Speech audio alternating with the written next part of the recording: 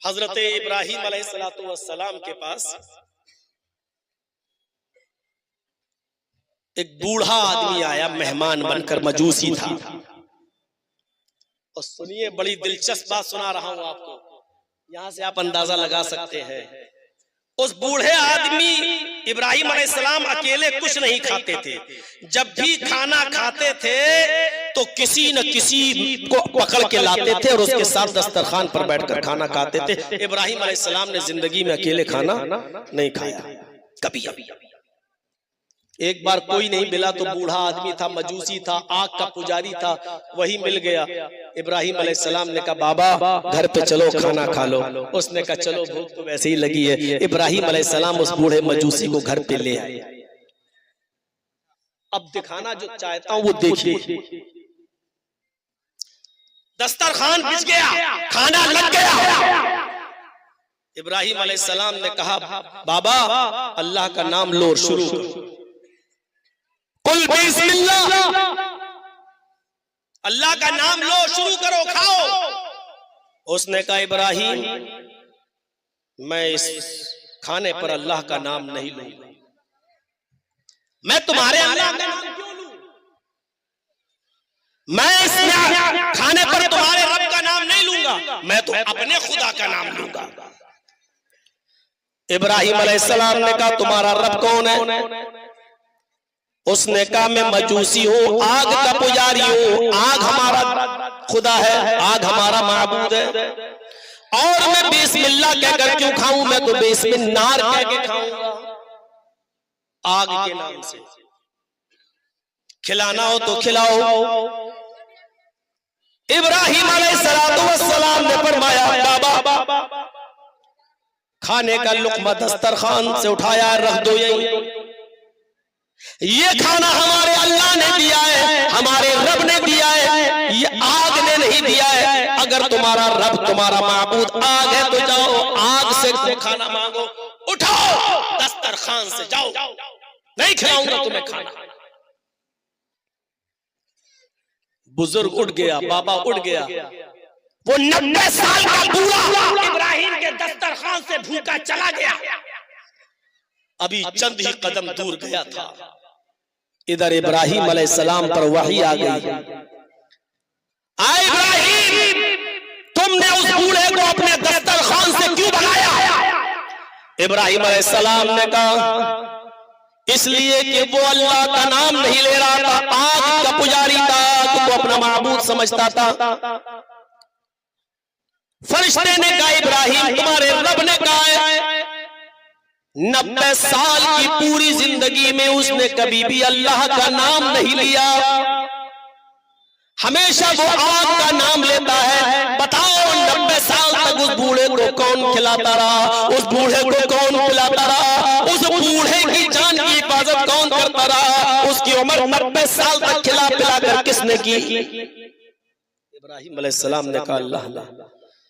कहा, इब्राहिम तुम्हारे रब ने हुक्म दिया, उस बूढ़े को जाओ, बुला कर लाओ, पकड़ के लाओ। उस रब को ये मंजूर है कि कोई मेरे सामने सर न झुकाए, कोई मेरी इबादत न करे, लेकिन तुम्हारे रब की नेमत ये है, उसकी रहमत का तकाजा ये है कि वो नहीं चाहता कि कोई बूढ़ा दस्तरखान से भूखा उठकर जाए। उसने तो 90 साल से मेरा नाम नहीं लिया, फिर भी अल्लाह उसको खिलाता रहा, पिलाता रहा, और तुम्हारे दस्तरखान पर उसने एक बार मेरा नाम नहीं लिया, तुमने उसको भगा दिया। जाओ, तुम्हारे रब की रहमत को ये गवारा नहीं कि कोई भूखा दस्तरखान से उठ जाए। गए दौड़ते हुए और उस बुजुर्ग को पा गए, बुला कर लाए, दस्तरखान पे बिठाया, कहा, बाबा नाम लो जिसका लेते हो, खाओ, लेकिन भूखे मत जाओ। उसने कहा, आग का नाम लूंगा। कहा, लो। कहा, अचानक कैसे बदल गए? कहा, मेरे रब की रहमत को ये गवारा नहीं, मेरे अल्लाह की रहमत को ये गवारा नहीं कि कोई भूखा दस्तरखान से उठकर चला जाए। इसलिए मेरे रब ने मुझे हुक्म दिया है कि 90 साल से उस बूढ़े ने तो कभी मेरा नाम नहीं लिया, लेकिन मैंने उसको फिर भी खिलाया। एक दिन तुम्हारे सामने नहीं लिया, तुमने भगा दिया।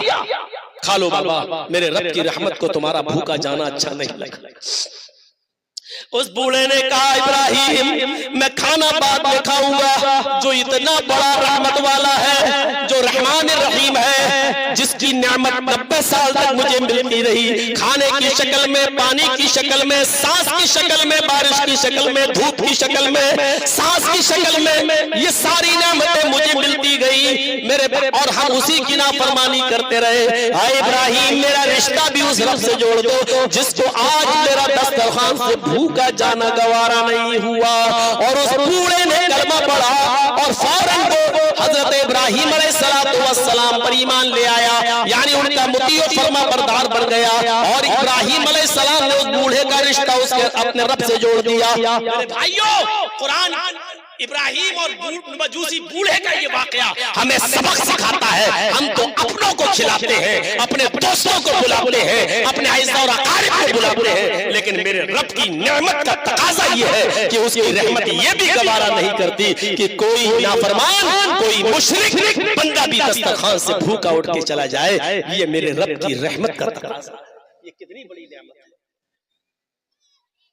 तो ये रब की रहमत है मेरे भाइयों कि अल्लाह की रहमत को ये भी गवारा नहीं है कि कोई बूढ़ा दस्तरखान से उठ जाए, चाहे वो मेरा नाम ले या ना ले।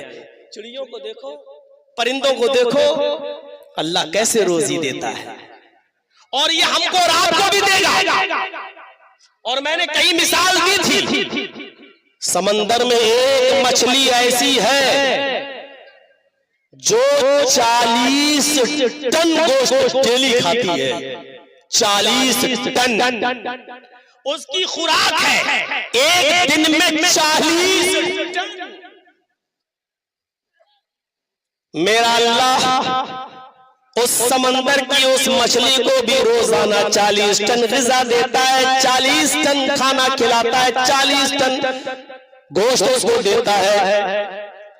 2 रोटी के लिए बेईमानी करने वालों, 2 रोटी कमाने के लिए एक दूसरे को धोखा देने वालों, 2 रोटी कमाने के लिए धोखे पे उतर जाने वालों, माले हराम खाने वालों, जरा सोचो तो मेरा रब तो वो है जो समंदर की उस मछली को भी बगैर खाए सोने नहीं देता, बगैर खाए उसको रहने नहीं देता। मेरा रब तो वो है जो 40 टन ग़िज़ा देता है उस मछली को।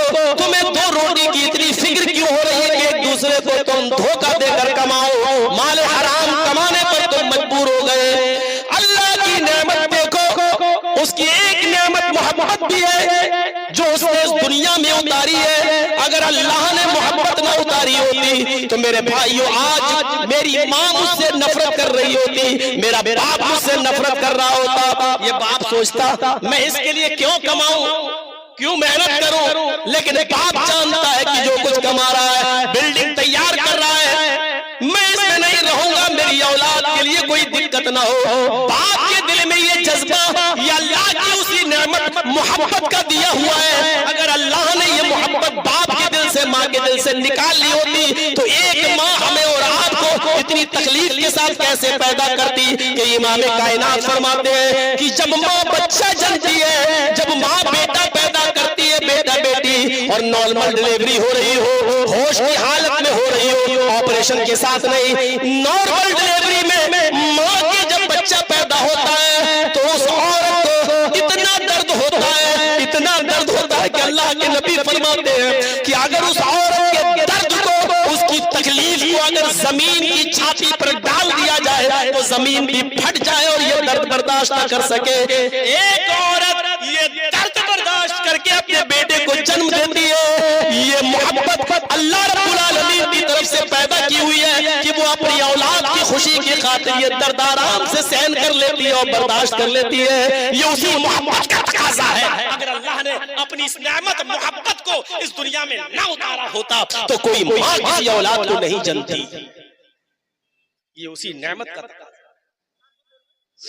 उसी नेमत का फल है। जरा सोचिए, एक बच्चा आज पैदा हुआ, मिसाल पर गौर कीजिएगा, एक बच्चा आज पैदा हुआ,